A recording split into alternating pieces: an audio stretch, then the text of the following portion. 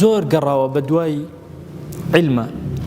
لە ساڵی 141 کۆچی بەقایەی تابعین هەر کەسێ مابێ عەبدوڵڵاه هیجرەتی کردو چۆ بۆ لای زۆر ماندوو بووە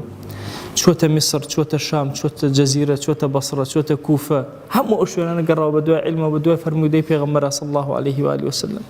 هاتوۆتە بەغداد ئەنەسی کوڕی مالیکی بینیوە ئیمام ئەبوو حەنیفەی بینیوە ئیمامی ئەوزاعی بینیوە سوفیانی ثەوری بینیوە هەندێکە فەرموو سوفیانی ثەوری لە تەڵەبەکانیەتی هەندێکە فەرموو سوفیانی ثەوری لە ماوەساکانیەتی تەڵەبەی فوضەیلی کوڕی عیاض بوو کە دەرسی پێشتر عەرزم کردو باسم کردووە ئیمامی ئەحمەد بە خزمەتی ئەم گەیشتووە عەبدوڵڵای کوڕی مبارەک پیاوێکی زۆر گەورەیە ئەفەرمێ لە یەکێکە لە قودەمای ئەم ئومەتەکە کتێبی دانابێت طبعاً کتێب لە سەدەکانی هیجریە و وردە دەستی پێکردو لەم ئومەتە دوو لەو کتێبانەی هەتاوەکو ئێستا چاپ کراون کتێبی ڕقائق و کتێبی جیهادی عەبدوڵڵای کوڕی مبارەکە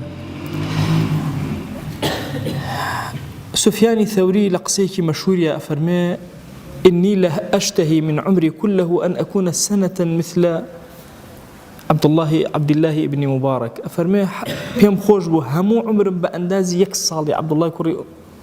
أو بمبارك بيكسال يعني همو عمري خوم سفياني الثوري بو عظمتي خوي بلي همو عمر بأندازي يكسال عبد الله كوري مبارك بي عبد الله كوري مبارك كان قوربو بي